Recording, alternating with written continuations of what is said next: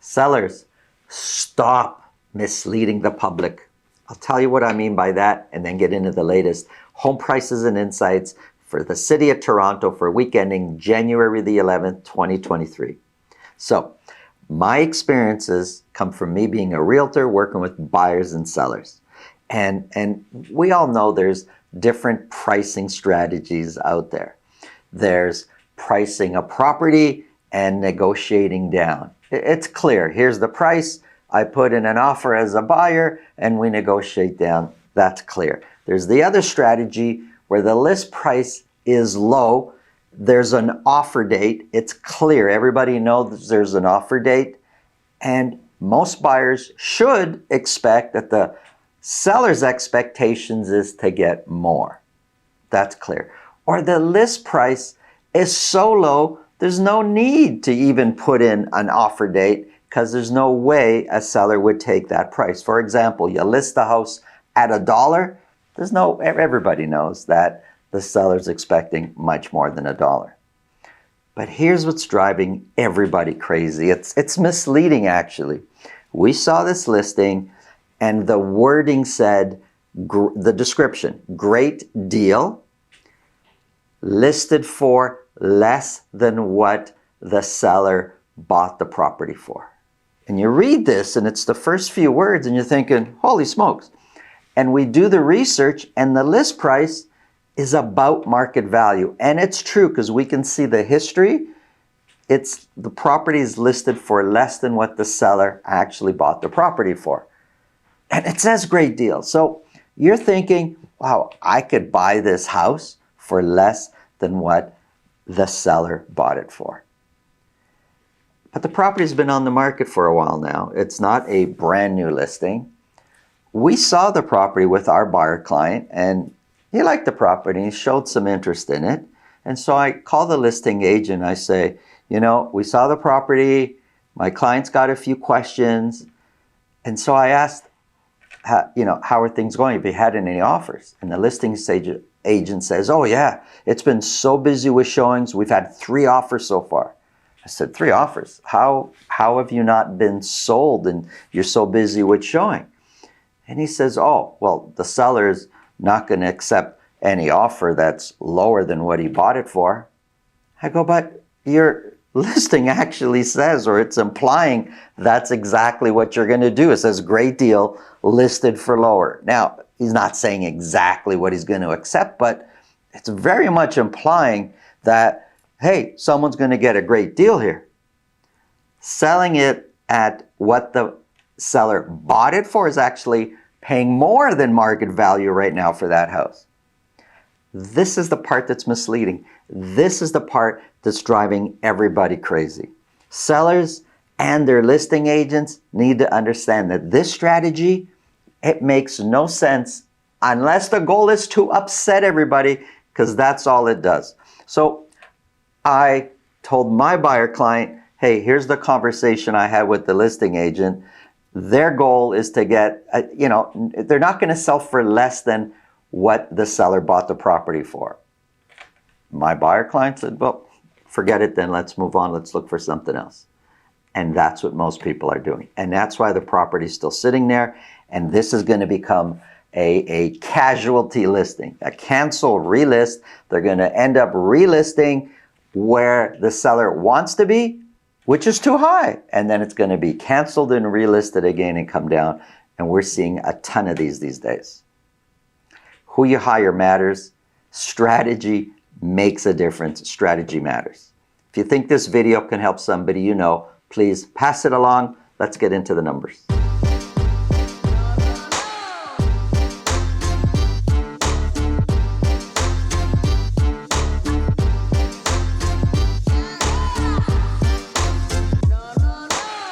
If you want to speak with me about your real estate situation, selling, buying, we've made it really simple. Below this video, in the description, there's a link to my calendar. Click on that, book a time that's convenient for you. This way, I'll know ahead of time and I'll make sure my schedule's organized so we can talk about whatever's on your mind. Let's get into the numbers. Here we have City of Toronto, broken down by week for a whole year. This is for detached properties only. Week ending January the 11th, 41 detached properties were sold. 5 of those were at $2 million or more. And if you're a first-time home buyer, you'll be glad to know that 14 properties out of those 41 sold for under $1 million. Average sold price way down from the previous week, sitting at $1,302,000. $1,302,000 is 26% lower than where the average sold price was a year ago. Check this out. This year, 5 properties sold at $2 million or more. A year ago, same time a year ago, 23 properties sold at $2 million or more. Average sold price, we said, is 26% lower than what it was a year ago. Median price of $1,090,000 is also 26% lower than what it was a year ago. The dotted line, that's a 4-week moving average. It makes it easier to spot a trend when we put the 4-week moving average. And this chart goes back about 3 months. We can see that prices have been trending down, both average price and median price. So 41 detached properties were sold. 22 of those sold at $2 million or more. Just for comparison, the same time last year, 72% sold at list price or more.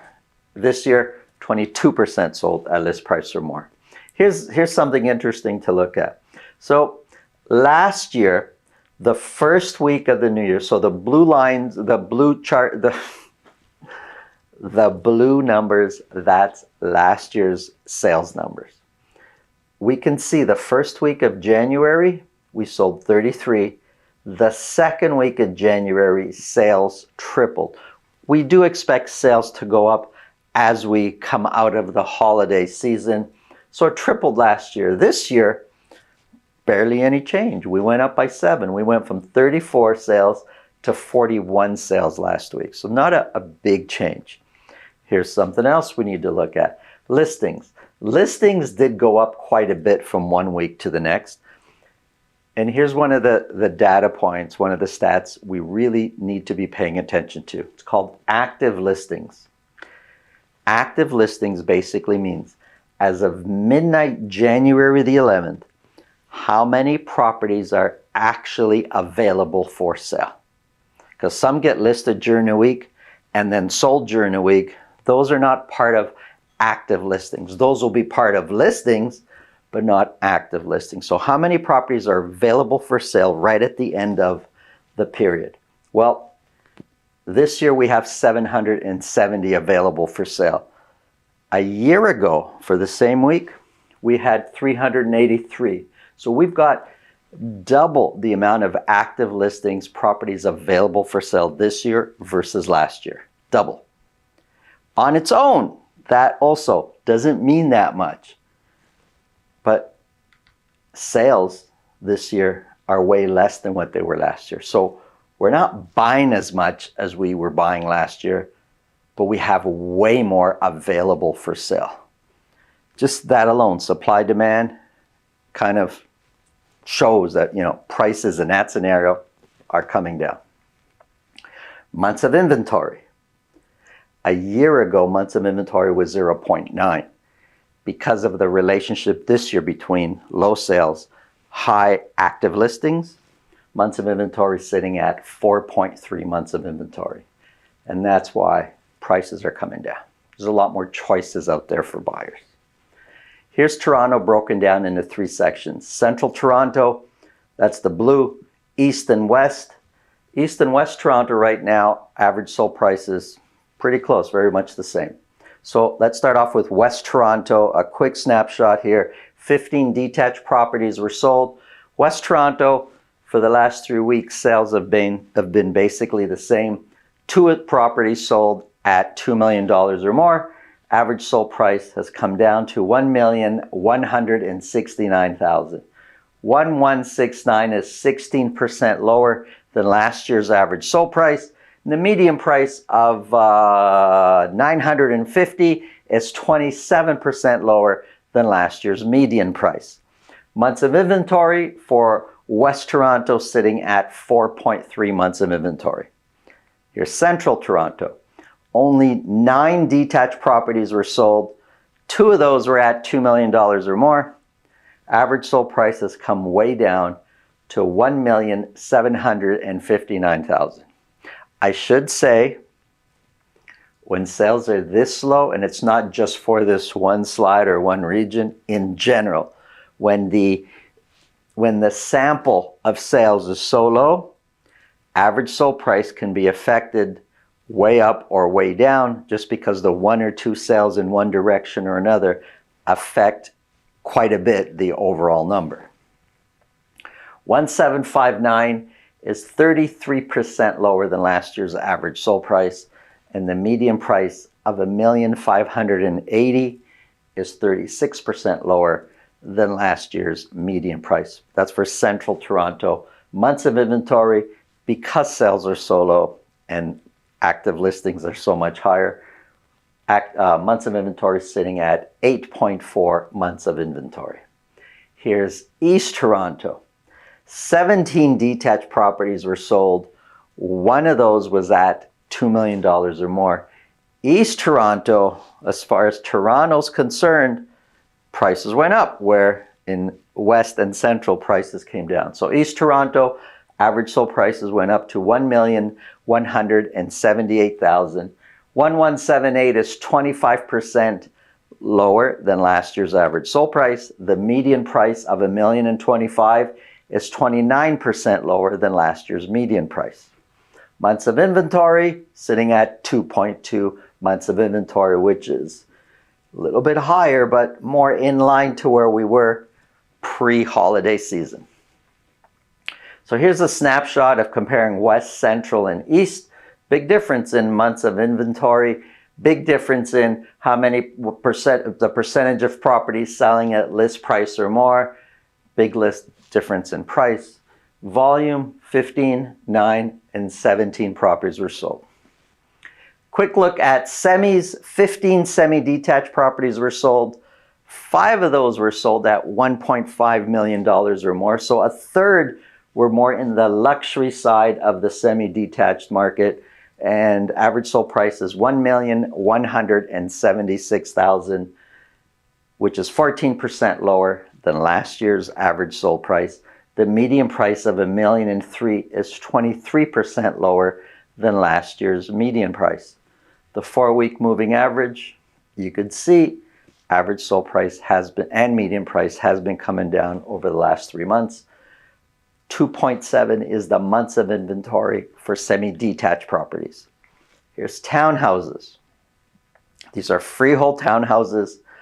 Only 4 were sold. It's really hard to take these numbers and say, well, that's got to be the real true average. It's not. But of the 4, average sold price was $930,000.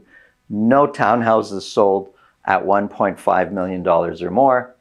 $930,000 is 32% lower than where the price was a year ago. The median price of $949,000 is 28% lower than where the median price was a year ago. And months of inventory sitting at 3.9 for freehold townhouses. Here's condos. Sales over 3 weeks has been increasing slightly each week. So last week, for week ending January the 11th, 74 condos were sold. These are condo apartments, not condo townhouses. So 74 were sold. 8 of those were at $1 million or more. Average sold price came down slightly, sitting at $701,000. 701 is 6% lower than last year's average sold price. The median price of $617 is 11% lower than last year's median price. The condo market seems to be a bit more stable. Even though that it's coming down, you can see from the 4-week moving average, prices are sloping down. Not aggressively, but sloping down nonetheless. It still seems it's a bit more stable than what's happening in the detached market space. Of the 74 that sold, not many, 14% sold at list price or more. But if we look at at sales. Let's just look at last year. First week of January, 136. Second week of January, 250 were sold. So a big jump in sales. This year, we went from 66 to 74. Not that dramatic of a jump. It's very subtle, actually, the amount of sales we increased by. Here we go with active listings again. Well, actually, let's just look at listings. Listings did jump up quite a bit, more than doubled from one week to the next, which is great that we see more properties on the market. If we compare active listings to where active listings were a year ago, we have 2.7 times the active listings this year than what we had a year ago. So more properties available for sale, far fewer sales this year than last year. Months of inventory sitting at 6.3, still very much, it's in a seller's market. I'm curious to see over the next few weeks how that settles down as we get into more of our real estate market again. We're still kind of the first 1 week, 2 week in a holiday mode, so to speak. So here's a summary. Months of inventory for all the different areas. It's a very interesting market that's going on out there, and the numbers you look at can really, which stat are you focused on, and you know, how does it make sense and how does it fit into the bigger picture? And right now what I'm really looking at, active listings and sales, and the relationship between two is really going to determine or help us to understand where our price is headed, at least in the very near future. Thanks for watching. Have a great day.